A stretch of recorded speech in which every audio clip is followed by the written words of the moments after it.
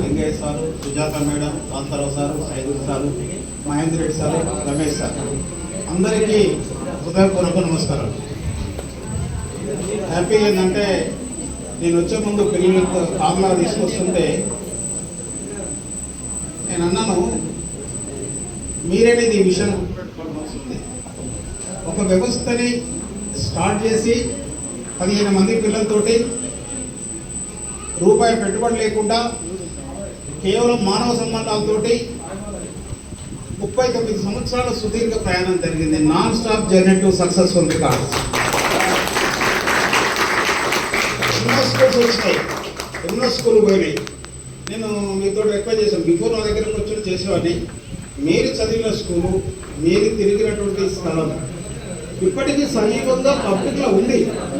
అక్కడ get together ఏర్పాటు చేసుకుంటే ఈ డబ్బులు ఏంటంటే నేనేమంటే డబ్బుని గురించి కాదు, ప్రిన్సిపల్ గారు, ఆ సహా ఉపాధ్యాయులు, నా ప్రియమైన విద్యార్థిని, ఈరోజు మీ అందరినీ కలుసుకోవడం అనేది చాలా ఆనందంగా ఉంది. నేను ఈ పాఠశాలలోకి, సిద్ధార్థ పాఠశాలలోకి 2000 సంవత్సరంలో రావడం జరిగింది. 2000 సంవత్సరం నుంచి 2019 వరకు 12 సంవత్సరాలు నేను అక్కడ పనిచేయడం జరిగింది. మరి ఈ 12 సంవత్సరాలు నేను పనిచేశాను అంటే అక్కడ మరి ప్రిన్సిపాల్ గారి యొక్క సహకారం, నా సహా ఉపాధ్యాయుల గారి యొక్క సహకారం, తర్వాత మీ యొక్క సహకారం, ముఖ్యంగా విద్యార్థుల యొక్క సహకారం ఉండబట్టే నేను ఈ 19 సంవత్సరాలు కూడా Headmaster and my dear colleagues and my dear students, first I am very thankful to those who lead this program to make it successful backward, and the friend students also, those who took the initiation to gathering this one. That is very appreciable. Once again I am very thankful to you. This type of gathering, okay, I am coming to that Telugu. సరే, దీర్ఘంగా చెప్పాలి కాబట్టి నేను చెప్పాను, try చేస్తాను. ఇక్కడ నాకు తెలిసి నాకు ఇది 4th బ్యాచ్ అనుకుంటాను. మా స్కూల్లో 4th బ్యాచ్. ఫస్ట్ బ్యాచ్ రీసెంట్గానే గట్టిగా చేయడం జరిగింది. వాళ్ళకన్నా మించి మీరు చేశారు, చాలా గొప్పగా ఉంది. మరి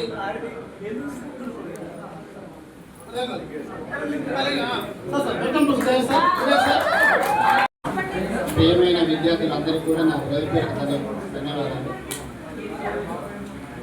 ఇక్కడ పిల్లల్ని చూసిన తర్వాత ఒక్కొక్కరు క్లాస్ రూమ్లో క్లాస్ ప్లస్ హాస్టల్లో టీచింగ్ ఉండే, మీరు మామూలుగా క్లాస్ రూమ్లో చేసిన విషయాలు హాస్టల్లో ఉన్నటువంటి చూస్తే మరి నాకన్నీ ఒక తీపినప్పుడు నాకు అనిపిస్తుంది. సార్ చెప్పిండు పేరు మెడిసిన్ చేసి దానికన్నా అందరినీ ఇక్కడ చూడటం చాలా హ్యాపీగా ఉంది. అందరూ కూడా చాలా ఉన్నతమైనటువంటి స్థానాల్లో ఇప్పుడు పాప అన్నట్టుగా ఒక్కొక్కరు ఒక్కొక్క స్థాయిలో ఉండొచ్చు, ఉండాలని కోరుకుంటున్నాం. ఏ స్థాయిలో ఉన్నా ఎక్కడున్నా కానీ మీరు నేర్చుకున్నటువంటి క్రమశిక్షణని కుటుంబ పరంగా కానీ సమాజానికి కానీ హాని కలగకుండా మంచిగా ఉండేలా తల్లిదండ్రులను గౌరవించాలని ఆల్రెడీ సార్ వాళ్ళు అందరూ చెప్పారు. మేము ఉన్నాం మీకోసం అన్నట్టుగా మీరు ఒక గ్రూప్ యాడ్ చేసుకొని వీలైనంత వరకు చాలా బాగా చెప్పాలి నేను కొంచెం ప్రిపేర్ అయ్యి వచ్చి చెప్పేటట్టుగా రెడీ అయ్యేవారు మీరు. అక్కడ చాలా హ్యాపీగా ఉండేది నాకు. తర్వాత కొంతమంది ఇక్కడ లోకల్లో కాబట్టి మాకు చూస్తున్నప్పుడు పిల్లలందరూ వెల్ సెటిల్స్ కొంతమంది కనబడుతుంటే ఆనందం వేరే ఉంటుంది. ఇప్పుడు నేను నెంబర్ 2 స్కూల్లో మాస్ టీచర్గా పనిచేస్తున్నా. అక్కడంటే ఇప్పుడు గవర్నమెంట్ స్కూల్ పిల్లలు ఎట్లున్నారంటే ఇక వాడు వచ్చాడా పోయాడా ఒక బాధ సబ్జెక్ట్ అంతా ఇక పోయింది నాకు. కాకపోతే ట్రై చేస్తున్నాము పిల్లల్ని చాలా వరకు. కూర్చోబెట్టి ఈరోజు మేము ఒక స్టేజ్లో అండర్స్టాండ్ చేసుకుంటున్నాం అంటే రమేష్ సార్ వల్లనే. ఎందుకంటే ఇప్పుడున్న జనరేషన్స్కి పాలిటిక్స్ అంటే ఏంటో తెలియదు. అప్పులోనే మమ్మల్ని చెట్టు కింద కూర్చోబెట్టి సెక్రటరీ పార్లమెంట్ వీళ్ళు ఎమ్మెల్యేలు వీళ్ళు ఎంపీలు అని చెప్పి రమేష్ సార్ గారికి చాలా థ్యాంక్స్. ఇక్కడ లేని B S Reddy sir, physics sir only అబ్బాయిని కొడుతున్న తరంలో అమ్మాయిల దగ్గరికి వచ్చి వాళ్ళని కొట్టడం వల్ల మనసు ప్రశాంతం చేసిన తర్వాత మా సర్వీస్ సార్ కూడా ఆపలేకపోవచ్చు కానీ చాలా మంచి ఇంగ్లీష్ చెప్పారు. తర్వాత సార్ గురించి అప్పుడు ఏమనుకున్నామంటే లైట్ తీసుకున్నాం, ఏముంది ఏం లేదని. ఆ తర్వాత ఇంటర్వ్యూ అయిన తర్వాత సైన్స్ సార్ గురించి అర్థమైంది ఎందుకు మేము దీన్ని లైట్ తీసుకున్నాం ఇంగ్లీష్ అనే సబ్జెక్ట్ని. ఎందుకంటే మేము వెళ్ళిన కాలేజ్ అని హైదరాబాద్ కాలేజెస్ మాకు మొత్తం తెలుగు మీడియం, వాళ్ళు చెప్పేది మొత్తం ఇంగ్లీష్. సో మాకు ఏం అర్థం కాకపోతుంటుండే అప్పుడు సార్ వాల్యూ వచ్చేసింది మాకు. అండ్ ఇక్కడ ఎంఎస్ సార్ ఒక ఫాదర్ లెక్కనే మాకు కంప్లీట్గా టూర్స్ తీసుకెళ్ళడము ఏం చేయాలో ఎట్లా చెప్పాలో కంప్లీట్ మాకు గైడెన్స్ ఇచ్చింది ఎంఎస్ సార్. అండ్ అందరూ సార్ మీకు తెలిసిందే మాకు అందరికీ తెలుగులో మీ వల్ల చాలా ఎక్కువ మార్క్స్ వచ్చినాయి. మాకు లేని సంస్కృతి మాకు అర్థం చేయించారు. మేము ఇంటర్మీడియట్ పోయిన తర్వాత ఎవరికి సంస్కృతి సబ్జెక్ట్ లేదు అక్కడ, కానీ మేము అక్కడికి వెళ్ళిన తర్వాత మాకు అందరికీ సంస్కృతి 98, 99 రావడానికి మీరే రీజన్. ఎందుకంటే సంస్కృతి మాకు అంత బాగా చెప్పారు. Thank you everyone. నేను రైట్ నౌ సాఫ్ట్వేర్ ఇంజనీర్గా చేస్తున్నా ఎక్స్పో అనే కంపెనీలో. మంచి ప్యాకేజే. This is it. And Pavan Revanth కానీ నేను అప్పుడు ఆ సార్ చెప్తుంటే ఆ సార్ నన్ను లోలో ఉన్నవాడిని అలానే చూస్తాడు, ఐలో ఉన్నవాడిని అలానే చూస్తాడు. Every one equal. వీడు చదువుతాడు వీడికి ఎంకరేజ్ చేద్దాం, వీడు చదవడు వీడిని ఎంకరేజ్ చేద్దాం మాత్రం ఏనాడు కూడా పార్షాలిటీ చూపించలేదు. Every one equal. English sir వల్ల గ్రామర్ చాలా అభివృద్ధి చెందింది. ఇంగ్లీష్ లో కూడా బాగా వచ్చాయి. ఇంకా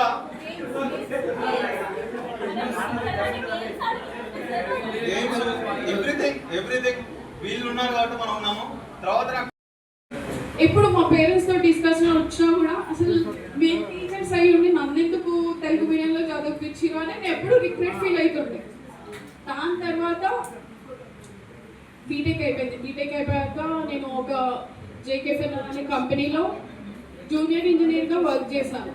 దాని తర్వాత అక్కడ వర్క్ చేస్తున్నప్పుడే చాలా తక్కువ శాలరీ. మీకు కూడా తెలుసు ఫ్రెషర్స్కి 15,000 కంటే ఎక్కువ ఇవ్వరు బేసిక్ శాలరీ. సో అక్కడ చదువుతున్నప్పుడు ఇట్లా గవర్నమెంట్ కాలేజెస్లో చదివి ఎన్జిఐటి టాప్ కాలేజ్లో చదివి అసలు ఎందుకు ఇక్కడే ఆగిపోయా అన్నది ఎప్పుడు మైండ్లో ఉంది. మైండ్లో ఉన్నప్పుడు ఓకే ఫిక్స్ అయ్యా ఇంకా మనం అనుకుంటే గ్రూప్ సైడ్ వెళ్ళాలి, గ్రూప్స్ ఎలా అయినా సరే అని ఇంకా నాకు నేను ఫిక్స్ అయ్యి గ్రూప్ బుక్స్ కొనుక్కొని యూట్యూబ్లో క్లాసెస్ చూస్తూ నేను అటు జాబ్ చేస్తూ క్లాసెస్ చూస్తూ ప్రిపేర్ అయ్యేదాన్ని. ప్రిపేర్ అవుతున్నప్పుడు అన్ఎక్స్పెక్టెడ్గా ఇంకా మా మమ్మీ కాలనీలో ఉన్న ఇంటికి ఒకరు అబ్రాడ్లో ఉన్నారు. కాలనీలో చుట్టాలు ఎవరైనా మీ బాబు ఎక్కడంటే అమెరికా, మీ బాబు ఎక్కడంటే యూకే, మీ బాబు ఎక్కడంటే కెనడా. ఇట్లా మా మమ్మీకి మోటివేషన్ వాళ్ళ త్రూ వచ్చింది. దాని తర్వాత నేను గ్రూప్స్కి సీరియస్గా ప్రిపేర్ అవుతుంటే మా మమ్మీ లేదు అబ్రాడ్ ప్లాన్ చేయాలి అన్నది. అసలు నాకు ఇంగ్లీష్ రాదు, నేను ఎట్లా వెళ్తా, అసలు నాతో అవుతుందా ఇదంతా నాకు చాలా కొంచెం స్ట్రెస్గా ఉండే, అసలు మనతో అవుతుందా అనేది.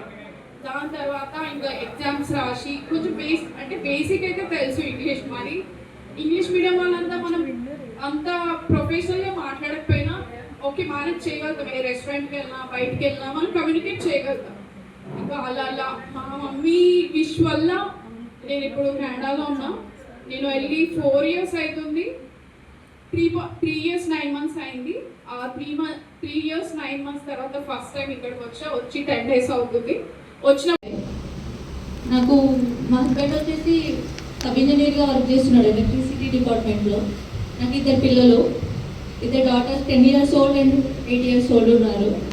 ఆఫ్టర్ మ్యారేజ్ కూడా నేను నా స్టడీస్ని కంటిన్యూ చేశాను. ఎందుకంటే నాకు చదవంటే ఫస్ట్ నుంచి కూడా చాలా ఇష్టం. స్కూల్లో బాగా చదివేదాన్ని. అందుకే మళ్ళీ చదువు కంటిన్యూ చేశాను. ఎంఏలో పొలిటికల్ సైన్స్ చేశాను. కొంచెం కెరీర్ గ్యాప్ తీసుకున్నాను.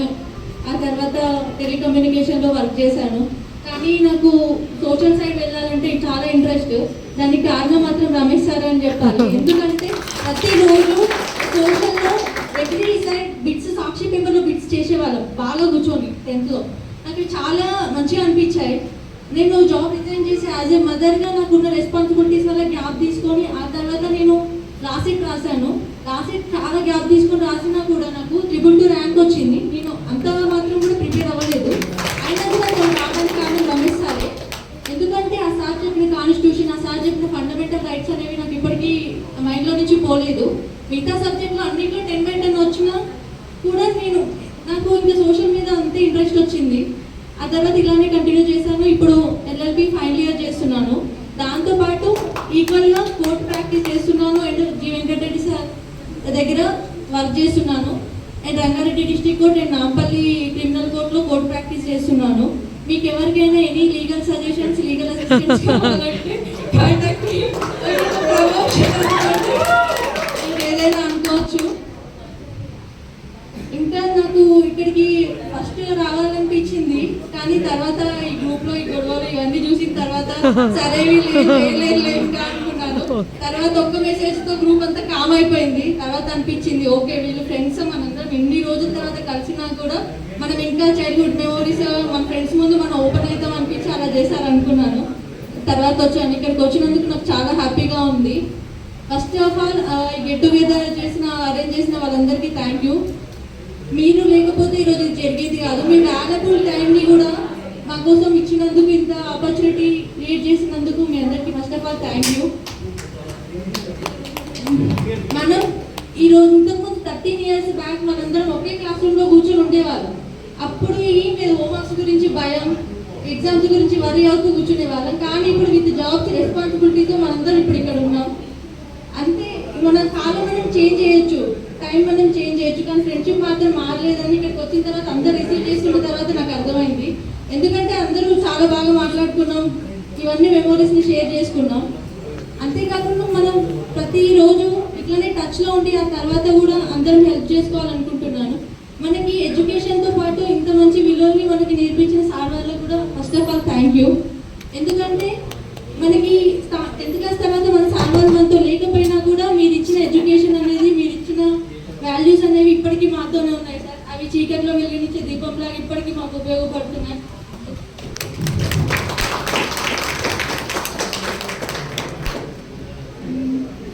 మనలో మన బ్యాచ్లో నేను ఒకటి చెప్పి ముగించాలనుకుంటున్నాను. మనలో ఎవరైనా కష్టంలో ఉన్నారని తెలిస్తే మేము ఉన్నాం, మీరు ఒంటరి కాదు అని చెప్పే బ్యాచ్ మనదే కావాలని నేను కోరుకుంటూ థ్యాంక్ యూ చేస్తున్నాను.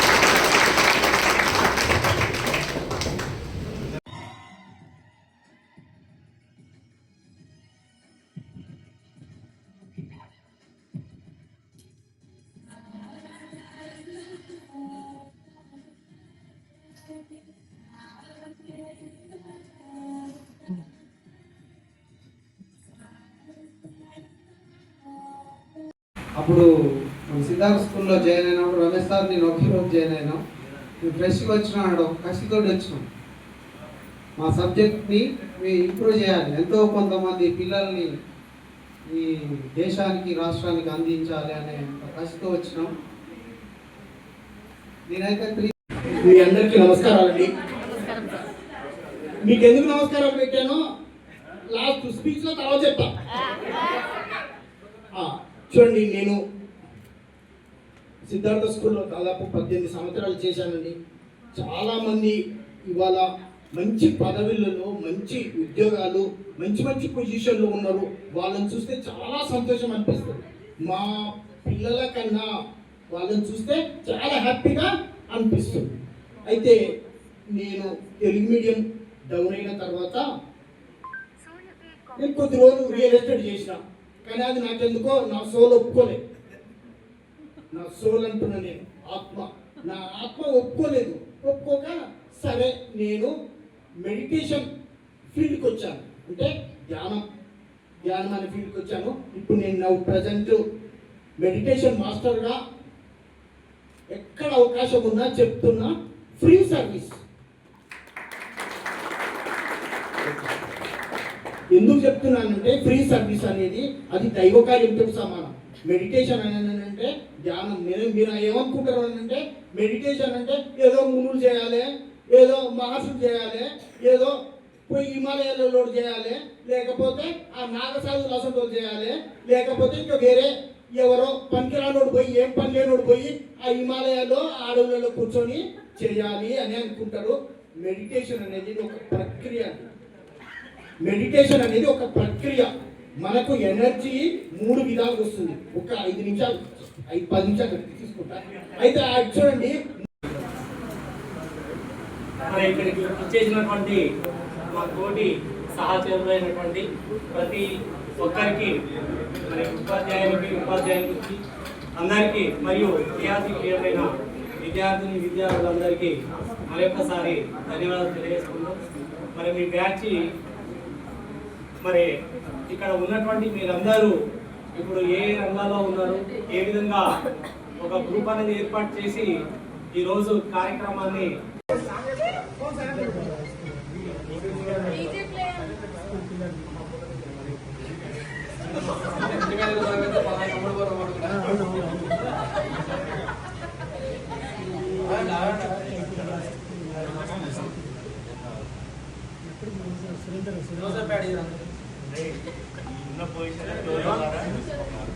రెడీ అందరికీ చూడాలి.